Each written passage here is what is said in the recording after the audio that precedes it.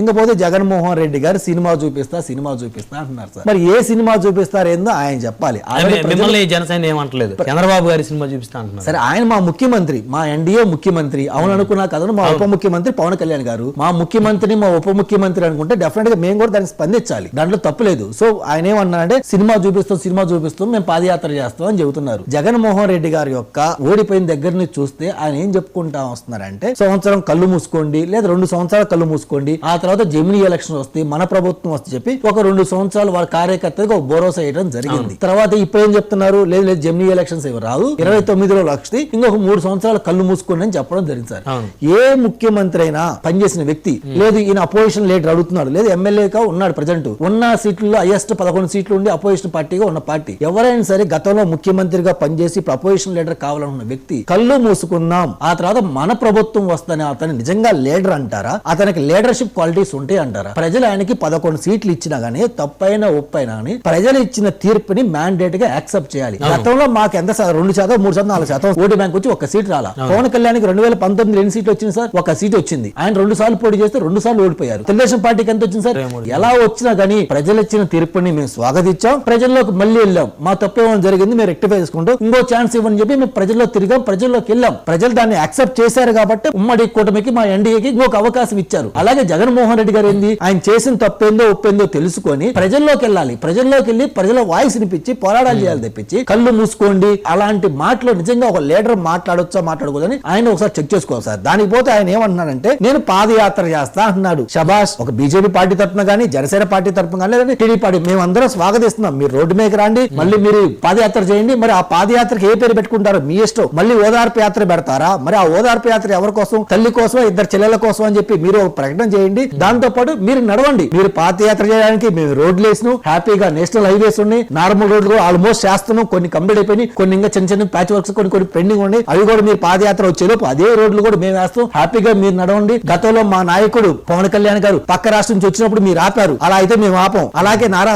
లోకేష్ గారు పాదయాత్రలు చేస్తుంటే మీరు స్టాప్ చేశారు, మైకులు లాక్కున్నారు, చైర్లు లాక్కున్నారు, ఇచ్చాలు విడిగా మీరు చేయాల్సింది మొత్తం చేశారు. అలా అయితే మా కూటమి ప్రభుత్వం చేయదు. మీకు మైకు ఇస్తాం, పర్మిషన్లు ఇస్తాం, పోలీసు పవర్ ఇస్తాం, ప్రొడక్షన్ ఎంత కావాలని అంత మీరు ఇస్తాం, హ్యాపీగా మీరు పాదయాత్ర చేయండి. ఆ పాదయాత్ర చేసే క్రమంలో మేము కొన్ని అడుగుతున్నాం. ఏమని? మా కియా పరిశ్రమ దగ్గర రాదండి, కియా పరిశ్రమ దగ్గరికి వెళ్ళి ఒక సెల్ఫీ తీయండి, సెల్ఫీ తీసి ఇది ఎన్డీఏ ప్రభుత్వంలో వచ్చే కియా పరిశ్రమ అని చెప్పండి. అలాగే అన్నా క్యాంటీన్ దగ్గర ఆగండి, అన్నా క్యాంటీన్ దగ్గర ఆగి ఇది ఎన్డీఏ కుటుంబంలో వచ్చిన అన్నా క్యాంటీన్ అని చెప్పండి. అలాగే తన స్కూల్ దగ్గర ఆగి దొక్కా సీతమ్మ గారి భోజనం ఏదైతుందో పవన్ కళ్యాణ్ గారి ఉద్దేశం మేరకు ఆ పేరు పెట్టిన సన్న బియ్యం ఇస్తున్నారు, అది బాగుంది చెప్పి దాని మీద కూడా మీరు ఒక రివ్యూ ఇవ్వండి. అలాగే ఆర్సీఎల్ మెటల్ రేపు మాపు అది కూడా శంకుస్థాపన అయిపోయింది కదా ఆల్రెడీ, కొంత ఎంతో కొంత మీరు వచ్చారు, అది కూడా కంప్లీట్ అయిపోయింది కదా, దాని దగ్గరికి వెళ్ళండి, దానికి సెల్ఫీ తీసి ఎన్డీఏ చేసిన మంచి పనులు మీరు చెప్పండి. ఎందుకంటే మీరే మా బ్రాండ్ అంబాసిడర్ కదా. ఆ లోపు పోలవరం కడతాం, హ్యాపీగా పోలవరం కింద ఏదైతే పొలాలు ఉన్నాయో, ఏదైతే పంటలు పండించుకున్నారో ఆ రైతులు కలవండి, వాళ్ళ బాధ వినండి, వాళ్ళు చెప్తారు కూడా ప్రభుత్వం మాకు పోలవరం కట్టింది, వాటర్ ఇచ్చింది, హ్యాపీగా దాంట్లో మేము పంట పట్టించుకుని ఉంటారు.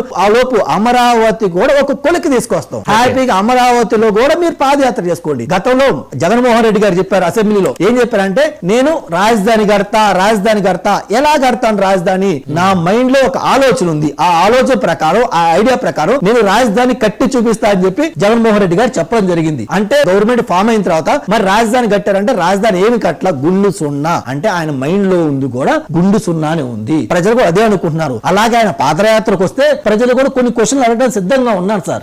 ఏ సిద్ధంగా ఉన్నారని ప్రజలు జగన్మోహన్ రెడ్డి గారు మీ పిక్నిక్ వచ్చి వెళ్తున్నారు కదా, వయ్యా అలా వెళ్తున్నారు, తాడేపల్లి టు బెంగళూరు, వయ్యా కడప అని చెప్పేసి అటు తిరుగుతా వెళ్తున్నారు కదా. తిరుగుతా వెళ్తాం తప్పించి ప్రెస్ మీట్లు పెట్టడం తప్పించి మీరు ఏం చేశారు గత 3 సంవత్సరాలు అది కూడా చెప్పండి. మరి మీరు కోడికత్తి సీన్ దగ్గర ఎన్ఐఏ కోర్టు రమ్మంటే నేను బిజీగా ఉన్నాను, చాలా పెద్ద పనుల్లో ఉన్నాను చెప్పి మీరు ఒక్కసారి కూడా మీ స్టేట్మెంట్ ఇవ్వలేదు కదా. మరి ఇప్పుడు ఖాళీగా ఉన్నారు కదా, మీరు ఎందుకు ఇలా కూడా పాదయాత్ర పేరుతో వస్తుందని చెప్పి ప్రజలు అవుతారు. దాంతో పాటు గతంలో మీరు చాలా హామీలు ఇచ్చారు కదా, 99% మీరు ఫుల్ఫిల్ చేశారు చెప్పుకుంటా ఉంటారు కదా మైకుల ముందు. మమ్మల్ని క్వశ్చన్ అడగకుండా మేము కొన్ని క్వశ్చన్ అడుగుతాం సార్ అని చెప్పి బ్యానర్లు బోర్డింగ్ కూడా పెడతారు సార్. ఏమని? సిపిఎస్ రద్దన్నారు, ఏమని జగన్మోహన్ రెడ్డి గారు. ఇంకోటి జగన్మోహన్ రెడ్డి గారు జాబ్ క్యాలెండర్ అన్నారు కదా, జాబ్ క్యాలెండర్ ఏవో కానీ సాక్షి క్యాలెండర్ అయితే రిలీజ్ చేశారు. సాక్షి క్యాలెండర్ నెలబాడు లాగా ఆయన ఫోటో పెట్టుకుని చిక్కని చిరునవ్వుతో ఉంటా ఒక క్యాలెండర్ రిలీజ్ చేశారు కదా, జాబ్ క్యాలెండర్ యాడ్ అయిపోయింది. ఇలాంటి క్వశ్చన్లు కూడా ఆయన మేనిఫెస్టోలో హామీలు ఎన్ని నెరవేరలేదో ప్రజలు రిస్టోర్ చేసుకున్నారు సార్. డెఫినెట్ గా అవి కూడా అడగటానికి కూడా సిద్ధంగా ఉన్నారు ప్రజలు.